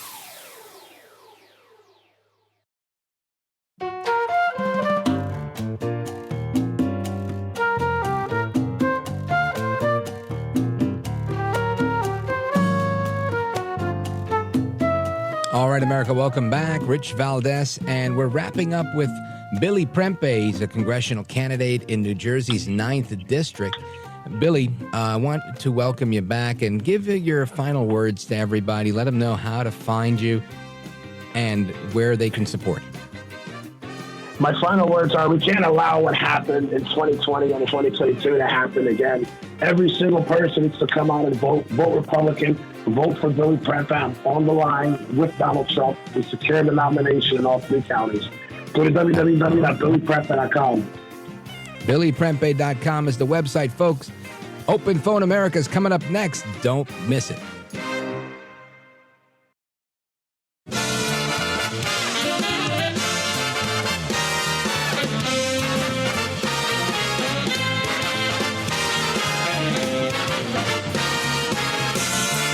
Live from the city that never sleeps.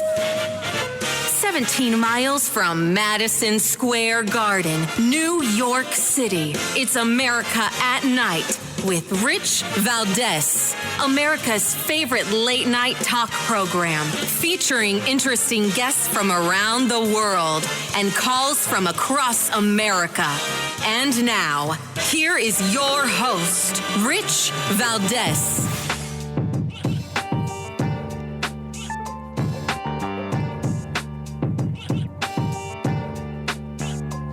Hi there, good evening, and what's up, America? I am Rich Valdez, Valdez with an S, at Rich Valdez on all of the social media. Welcome to the program, hour number 3, Monday night edition, and happy to be here with you. If you want to join us on our late night national town hall conversation, give us a call, 833-482-5337, 833-4-Valdez.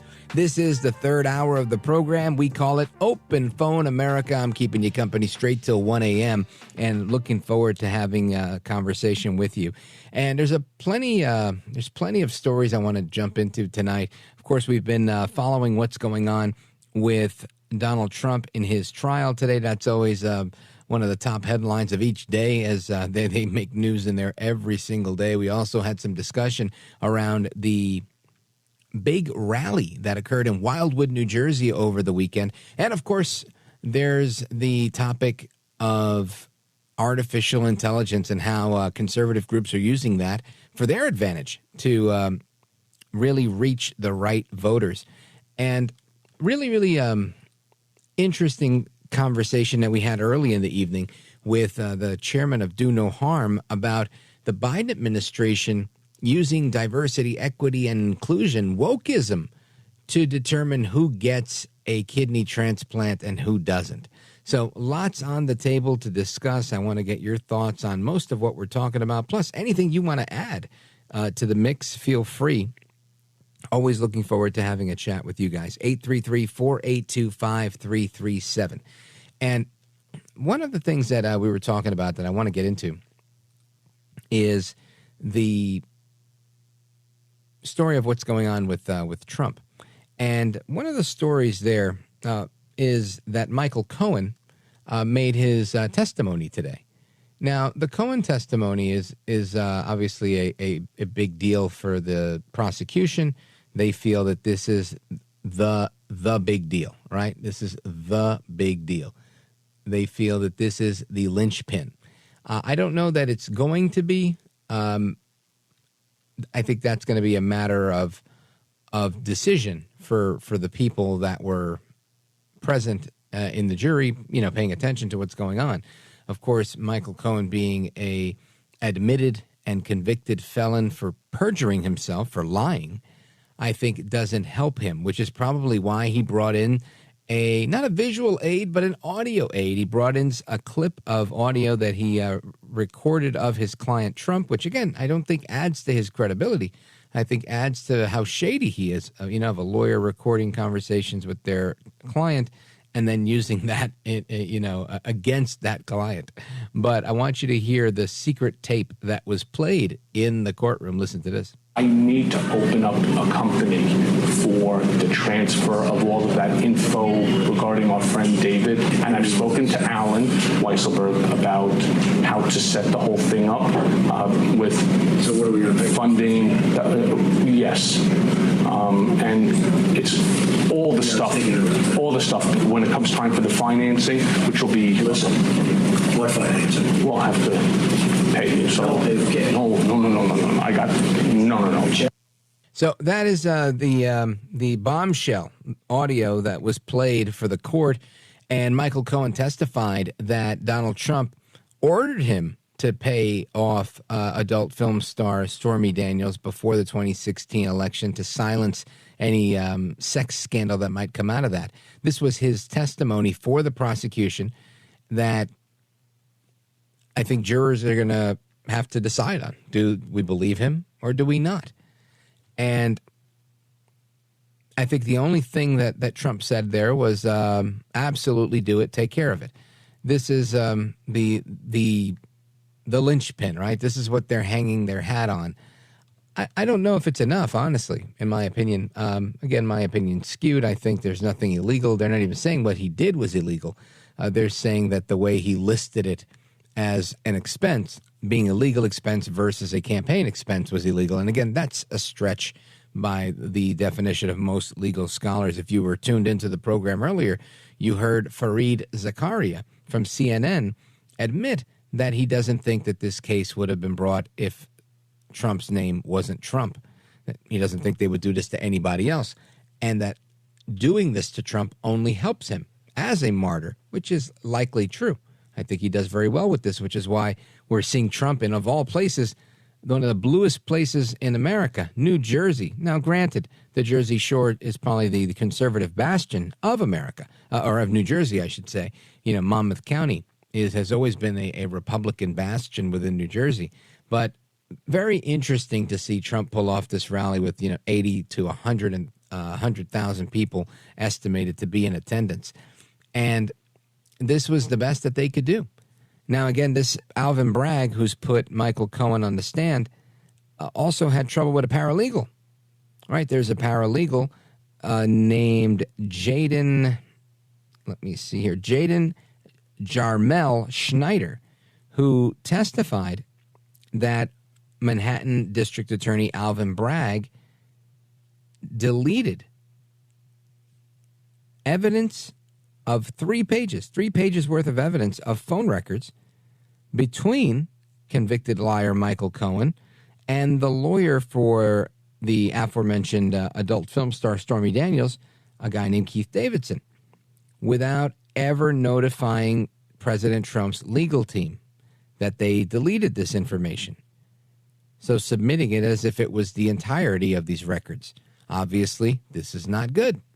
So Trump, his attorney, his legal team, they've been going at it. And it's just interesting to me to see how these things are coming out. These altered call records were submitted into evidence, but Bragg's office did not tell Trump's team that 3 pages are missing. This is being reported in the Epoch Times as well as the Federalist.com. Of course, tampering with evidence is a Class E felony in New York, and this is what the penal code says in New York. A person is guilty of tampering with physical evidence when believing that certain physical evidence is about to be produced or is used in official proceeding or a prospective official proceeding, and intending to prevent such production or use, this person suppresses it by any act of concealment, alteration, or destruction, or by employing force, intimidation, or deception against any person. That's what renders them guilty.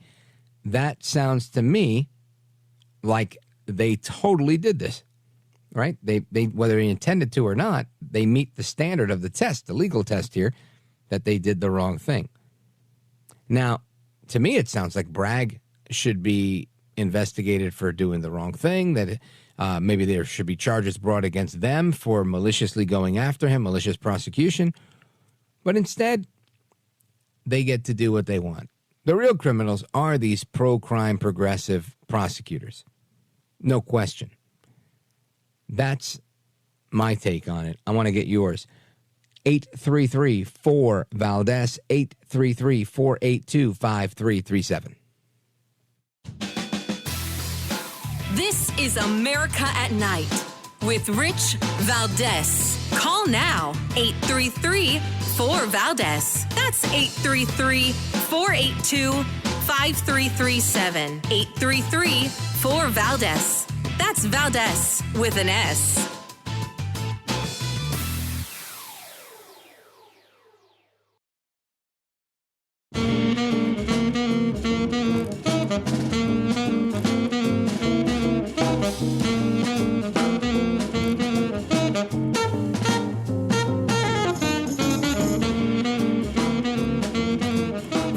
Best head of hair in live late night radio 6 years in a row. It's Rich Valdez. Call now, 833-4-VALDEZ. That's 833-482-5337. 833-4-VALDEZ. That's Valdez with an S. A couple of quotes that just came out. Fareed Zakaria, no friend of mine. The Trump trial is politically motivated. I doubt the New York indictment would have been brought against a defendant whose name was not Donald Trump. Mark Levin, great guy, brilliant man. Our judicial system has blown up. It's broken. Andrew McCarthy. Trump should be acquitted in Manhattan, wholly independent of the plethora of constitutional infirmities in the prosecution. It should be thrown out for the most basic of reasons. Gregg cannot prove his case. Got no evidence. And I'm innocent. This is a political witch hunt, and nobody's ever seen anything like it. And I tell you what, the appellate division on the judges should step in, because what this judge is getting away with is disgraceful, including the fact that we have thousands of people, we have 100,000 people in New Jersey. They would like to show their support. It's like an armed camp outside. You can't get one person within 3 blocks of this courthouse. There's Trump again, telling the truth. Hopefully he won't get dinged with another gag order violation for saying that what the judge is doing he shouldn't get away with, or that any supporters can't be anywhere near the courthouse. But it doesn't surprise me in the least. And again, we heard about the energy at this rally, which was really interesting from so many perspectives. Lawrence Taylor making his declaration that he will never, ever vote for a Democrat again. We heard from Billy Prempeh, who was there, saying that the energy was, just really, really quite exciting.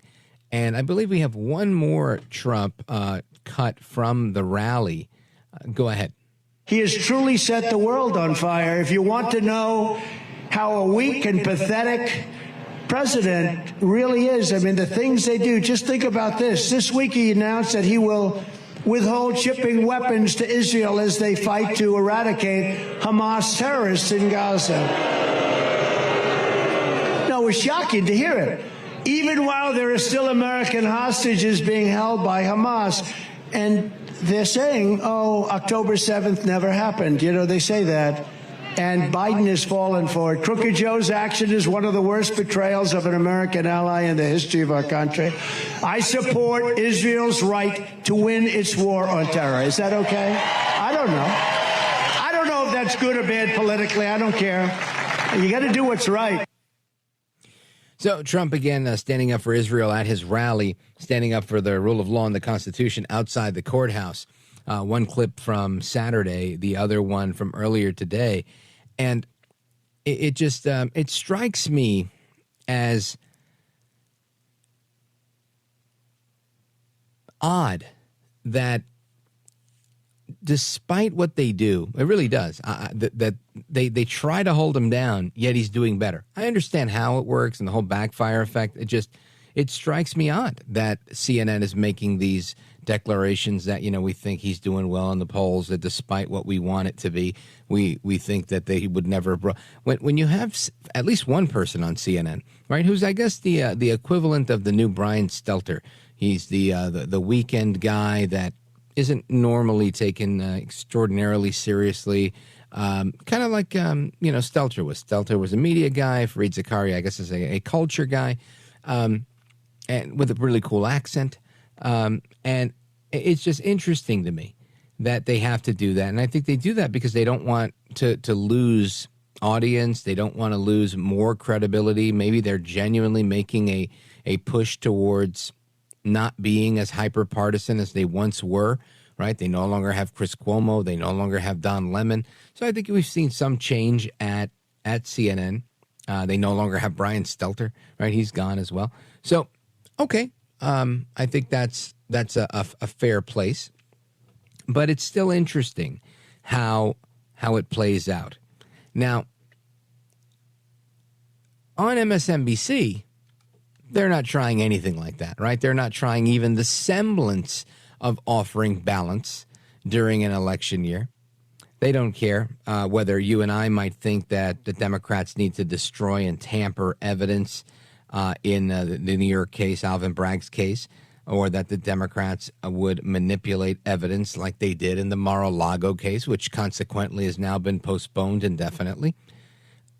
let's see, they may not find it odd that the January 6th committee destroyed the evidence that they had in their possession once they said they were done with their committee. Nobody else got to see it, so there could be no oversight. It's interesting to see how the Democrat, and these are all Democrats, right? And I'm not painting every Democrat, like the Democrats that have done these things. Jack Smith, the Select Committee, Alvin Bragg. Those are the Democrats I'm talking about in this situation. So collectively, the Democrats involved in the prosecution of Trump. But it is interesting to see how they do that, and how, you know, some of the left within the media will try and at least try to have an appearance of balance, where Donnie Deutsch and the folks at MSNBC, well, that's out of the question there. Listen to this. We've said many times on the show, when an authoritarian tells you what they're going to do, you pay attention to him. Well, now his followers are telling you what they're going to do, so you pay attention to it. And for anybody, and Joe, you can tick off the list. We can all tick off the list, whether it's no longer a free election, whether it's a weaponized Justice Department, whether it's an independent Federal Communications Commission, on and on and on. We can go. When anybody says to me, well, that's not really going to happen because we've got checks and balances in the institutions, you're already seeing there will be no checks and balances. So not only do we have the tell from Fearless Leader, we have the tell from the lemming followers. So there's no mystery here. So there is absolutely no mystery here. So anybody that votes Republican and doesn't understand you're voting for the end of democracy, just pay attention to the Sunday shows this past weekend. You know, again, this is just a classic he said, she said, right? I think I would probably disagree with everything he said and make the exact same statement against him. And that just shows you what's going on with this fundamental divide. And can we both be right? Maybe. But I really think only one of us is right. Only one of us feels that, for me, I think Donnie Deutsch is full of it. I don't think he's being honest. I don't think he's being forthright. I think he's trying to make a political point. I think that the rest of us see what it is for what it is.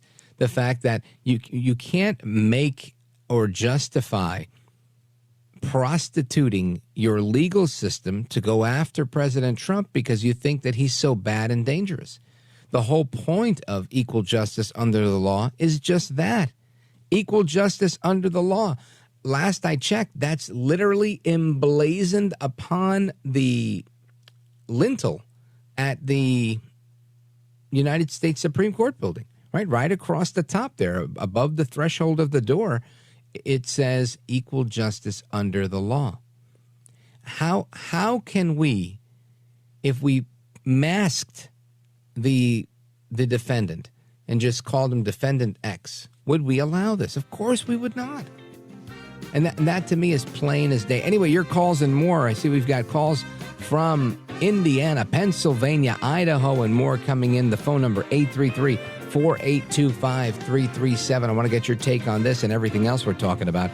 833-4-VALDEZ. What do you think happens with Trump and this trial, and does it help him in the long run? Folks, don't go anywhere. It's Rich Valdez. We're coming right back.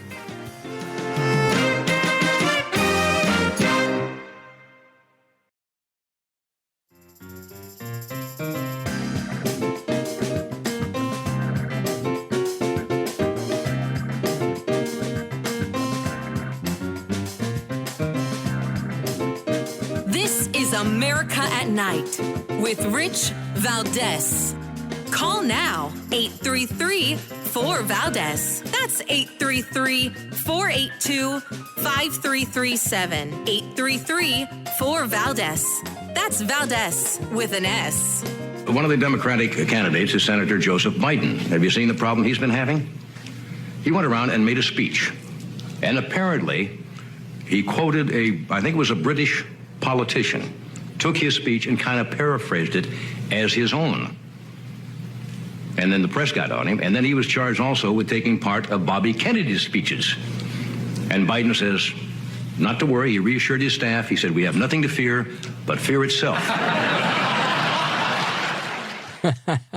That, of course, is late-night comedy legend Johnny Carson making a joke about then-candidate Biden Joe Biden running for president, 30 some odd, 40 years ago, and lying and getting caught in a lie and getting caught in plagiarism for stealing some aspects of a speech.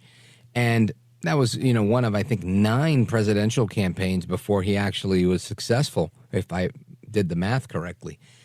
And you got to love Carson, right? Whether, you were around or not, whatever is left on YouTube and anywhere else that you can catch of Johnny Carson is still just as golden as ever. It's truly, truly classic material. And when it comes to comedy, and another comedian that I'm fond of is Jerry Seinfeld. Now, Jerry Seinfeld was asked to give the commencement address at the graduation of Duke University, and he was met to booing, but I think his comments were actually on point. Listen to this. Privilege is a word that has taken quite a beating lately. Privilege today seems to be the worst thing you can have. I would like to take a moment to defend it. Again, a lot of you are thinking, I can't believe they invited this guy. Too late.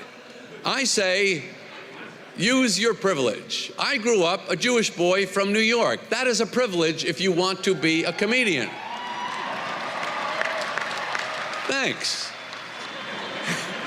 If I messed up a funny story around my relatives, they would go, that's not how you tell that joke. The prostitute has to be behind the drapes when the wife comes in. You went to Duke. That is an unbelievable privilege.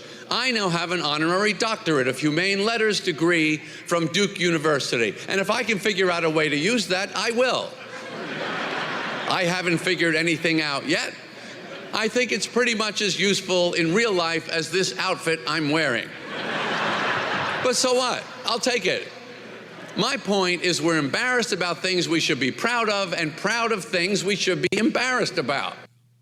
That's Jerry Seinfeld giving the commencement address at the graduation for Duke University. And listen, I think he's spot on, because that is where we are today. We don't celebrate the things we need to celebrate. We celebrate things that have no place being celebrated, whether it's men thinking they're women, whether it's the United States making bad judgment calls on foreign policy, whether it's opening the southern border and shunning the guy who said to shut the border down because there's bad hombres and build a wall, and celebrating the current president who really just doesn't even know if he's coming or going, but relies on his muscle memory as a crooked politician to get through in life. That's where we are. And we've got a number of topics on the table. I want to get to the phones. We've got calls from all over the place. And again, the phone number, 833-482-5337. Should we be proud of the things we're proud of? And was Jerry Seinfeld right is really one of my questions. And the other is, what do you think of everything that's going on in Trump world? Let's hit the phones. Let us go to Sarah, Bedford, Indiana, WBIW. Go right ahead. Great show as always. I think Jerry Seinfeld is spot on. He is right on the point, and he did so in a very humorous, wonderful way that is just usual for his great, quirky humor.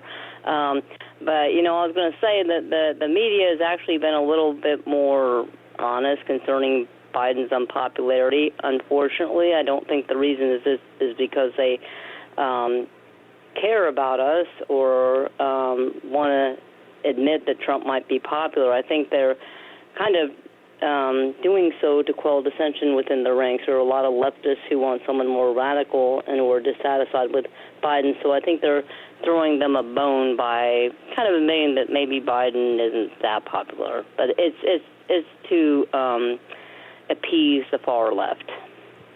There's probably elements of what you're saying that I agree with, and I don't think you're wrong per se. I think it's really he's indefensible. So I think they have no choice but to kind of shed some light on it and tell the truth, because ignoring it would make them look horrible and literally horrible. Like, there's times where I can criticize the media and they can say, oh, no, blah, blah, blah. And they can try to come back with something. You're just a right-wing crazy. But when it's a case like this, when everybody, it doesn't matter what wing you're with, when you're spending, I don't know, an extra $500 a month, some people are paying an extra $900 a month, to live the same exact life that they lived just a few short years ago when Trump was president. And to think, when was the last time we paid an extra $500 a month in inflated prices? And I think that's really what it comes down to. People realizing that, if you're lucky enough to save $500 a month, guess what? You're not saving jack. If you're one of those really lucky people that gets to save $1,000 a month and stash it away for your nest egg, you're not. You're saving half of that because the other half's going to the increased cost of eggs, chicken, bread, milk, auto insurance. I mean, you name it. Everything is at a 30 to 40% increase, and that translates to real dollars. So, yeah, I think you're right, Sarah. With respect to, I just don't think, maybe we don't agree on why, but they definitely have to say something because Biden is just indefensible. Now, let me ask you, Sarah, what are your thoughts about what's happening with the Trump trial? Well, I think that the left is going to go and try to jail him if they can or ruin him. They don't really care that they're wrecking democracy. Their attitude is by any means necessary, and they consider our beliefs so horrible that the ends justify the means, and they want to shut him down, and they want to shut down any candidate who dares to stand up for patriotic values. It's going to hurt them with people like us, but we already don't like a lot of left-wing positions. What scares me is I don't think it's going to hurt them with their base, because I think most leftists today really think that if someone has beliefs that are extreme, right-wing, that there shouldn't be any free speech for them. And it's a scary state of affairs with the mindset of today's left. Sarah, you're probably right. The only saving grace in that equation is, what's interesting is there is a big wedge issue here, and it's Israel. And with Biden saying out of one side of his mouth that he supports Israel, and out of the other side of his mouth that he supports Hamas, he's alienating the extreme left that also hates Israel. And I didn't grab it, but there was a clip of audio of this woman who basically came out and just, she said what many of us believe. She's wearing one of those scarves in support of Palestine, and she says, I just want to say I'm not just pro-Palestine. I'm anti-Israel. I hate Israel. I hate the United States. I mean, she just went off and off on this and went on and on about how she was so disgusted with all of this. And I think there's a good number of people like that, and those people, they're not voting for Biden because they think he's doing too much for Israel. So I think that weakens him. Plus, I think his vote gets somewhat diluted with Robert Kennedy Jr.'s vote. So we'll see how that plays out. But thank you for your call, Sarah. Your great insight. I always appreciate it. I want to continue with your calls straight ahead. Don't go anywhere. This is America at Night with Rich Valdez. Call now, 833-4-VALDEZ. That's 833-482-5337. 833-4-VALDEZ. That's Valdez with an S.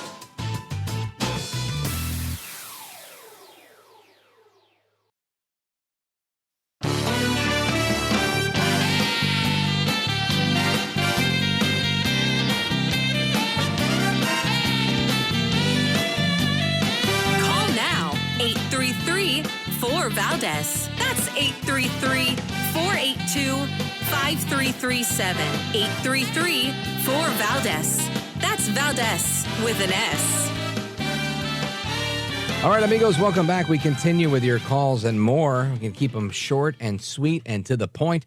Let's go to Jim, Pittsburgh, Pennsylvania, KDKA. Go right ahead. Okay. Hey, Rich, three things on the Trump trial. It's a reality trial. Any lawyer will tell you there's a process called discovery. What that means is a prosecutor has to provide all the evidence to the other side, because if you don't do that, it's basically the rule of law. And so it's a reality trial. Nothing's going to happen because he will appeal it on a lower level. It's a little blip. Nothing will happen. All right. And that's a double standard. and there's always double standards, like with Israel. If they're talking on both sides of their mouth, if it wasn't for double standards, Democrats could have no standards. Yeah. Okay.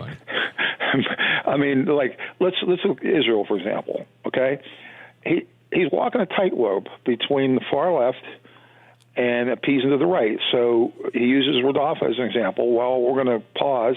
Well, the last brigade is in Rafah. If they don't knock them, if they don't eradicate them, they're like cancer. They're going to come back. And what's happening is the thugs in the the Putins and and Iran in particular are licking their chops because they know they have a flawless president. Yeah, I mean, as far as Iran. Of course. And this is, again, feeding right into their hands. And again, I would love to maybe one day read a memoir, speak with Obama, have a beer with him. I'd really love to know, or even Biden. I'd love to know, was it really ideological? Why were they so friendly with Iran? I would love to get the inside scoop. I really would. I'd love to hear, the story behind it, because I just don't see it. Is it a price? Is it the amount of money? John Kerry's another one that's kind of friendly with the Iranians. I don't see why. Now, I know some people tell me things like, oh, it's because I've been brainwashed to hate the Russians, to hate the Iranians, to think that they're the big bad guy. But no, Rich, that's not it. The real big bad guy is everybody in Washington. And listen, I get that. I get that there's a lot of bad guys in Washington. I do. But I also don't think that when you chant death to America, that you are somehow a good guy, right? And that somehow I should look in the mirror and figure out how badly our foreign policy decisions or what we've done to Iran to get them to feel that way. I'm sorry. I don't see it.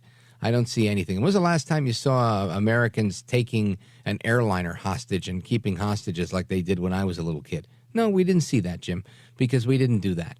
Now, that doesn't mean that we're blameless and that there's no blood on our hands and that we're saints. But it does mean that we don't do things the way they do, and we don't publicly declare, death to Iran. In fact, very friendly toward Iran, and so was Obama. So anyway, I think you raise an interesting point. I appreciate the call. Jim in Pittsburgh on KDKA. Let us continue. Let us go to Nancy, Ottumwa, Iowa, listening on KBIZ. Nancy, welcome. You're on with Rich Valdez. Yes. I got a comment. I'd say with this Trump trial, all the lies that these people are telling, I said my comment is they got too much junk in their trunk. They're full of it. I hear that. That's funny, Nancy. I appreciate that. And it was a good chuckle. Nancy in Ottumwa, Iowa, KBIZ. They've got too much junk in the trunk because they're full of it. I think I agree with you on that one. Let us continue. I want to go to... Let's go to David. David's in Pittsburgh, Pennsylvania, KDKA as well, America's oldest radio station, the loyal KDKA monster signal. Go right ahead. Mr. Valdez, I'm so honored. Thank you. Thank you so much for pleasure. Taking Thank my you, sir. call. Okay. I just feel like that there is no answer. People, I feel like so many Americans, it's like Christians, good people, they are just so wrapped up in Donald Trump like he's the answer. He's not the Messiah. He is not Jesus Christ. No, well, are they looking for a pastor or are they looking for a president? Mr. Valdez, I think they think he's a solution that I think will be no different than Joe Biden, except for he will enforce our border, which we need. This is insane how people are streaming across our border. They're all criminals. Well, David, if we look, if we look at the history for a moment, right? If we look at how did Trump perform in his first term in office, if we use that, and again, looking at that with a lot of opposition internally from Chuck and Nancy, right, from Pelosi and Schumer, it seems to me that there was not $95 billion in aid to Ukraine or aid to this country or that country because we weren't at war, right? We weren't at war. We weren't supporting these wars. It was largely Trump's policy to stay out of war and to invest in a very strong national security. So I think that is a very big departure from what we see in the Biden administration. Now, I agree with you. That is a very common view of American politics, of those in Washington, as it doesn't make a difference who you pick. It's just crook A or crook B. I've heard this most of my adult life. However, I do think there are differences. I don't think that Trump is a messiah. I don't think that he's the solution to every problem. I think right now the biggest problem, at least from polling that we've seen, the biggest problem we have is the open border, right? I think Trump has proven that he can get this border under control. That alone, to me, is a reason to elect the guy, and I think you've admitted to that in our conversation. But we also can look at his foreign policy. We can look at the Abraham Accords. We can look at how we were making strides towards peace in the Middle East for the first time ever, and he got nominated for a Nobel Peace Prize for this effort. So I have to say I respectfully disagree. I don't think Trump is like every other politician. He's probably the antithesis of most politicians, and that's why he's so popular.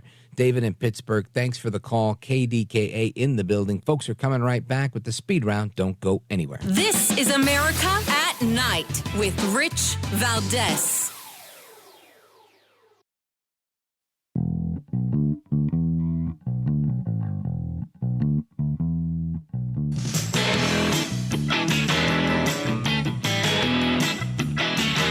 No hair, no care, and live on the air, it's Rich Valdez. All right, amigos, welcome back to the Speed Round. It's Rich Valdez, your liberty-loving Latino amigo, here with you till 1 a.m. Eastern Time. Let's go to La Crosse, Wisconsin, WIZM, and check in with Nick. Nick, what's up? You're on with Rich Valdez. Hey, Rich. Good to talk to you. Likewise. Don't you think that it would be a good idea for Donald to name a VP nominee now so he can go campaign for him while he has to go to court every day? Does that make sense? Or? You know, I like the philosophy there, but here's what I'm going to say. There's a reality, right? If Trump was, I think he's getting more mileage outside of that courthouse than he would, let's say, if he said, oh, and by the way, I'm going to be here. I'm not going to be speaking outside the courthouse. And while I'm, in absentia, I'm going to have so-and-so show up for a fundraiser. I don't think people show up, right? Trump is quite a phenomenon in many ways. His ability to work a crowd, to put a rally together, he does all of that alone, right? In many ways, he is all three rings of the three-ring circus. He is a one-man band, and people like it. He turns out the crowd every single time. So I don't know that Trump needs anyone's help. I don't know if there's a candidate out there that puts him over the top. Maybe there is, but I don't see that. He seems to be doing really well without announcing, right? Kennedy has announced Shanahan. For all intent and purpose, we've got Biden and Harris. Trump is the only one flying solo and doing really well with it. So I think he's going to fly solo as long as he can because it's working so well for him. And at the right moment, he's going to say, oh, and we've picked so-and-so, and they're going to be terrific. And honestly, I like I always say, I like Byron Donalds. I think he'd be an excellent vice president. It's not going to happen. He's from Florida. He's in Congress. Okay, I get it. Who else do I think is great? Carrie Lake. I think Carrie Lake would be extraordinary. I think she would really kick butt in that role. And then there's a number of people that would really do well. So that's my thought on that. Steve in Cleveland, Ohio, and WEOL. Sorry, I agree with you, though. Trump was better as president than Biden. Life was better back then. Paul in Boise, shout out to you, KBOI. Folks, hasta la próxima. Take care, good night, and God bless you, America. I'm Rich Valdez, and God willing, I'll be back tomorrow.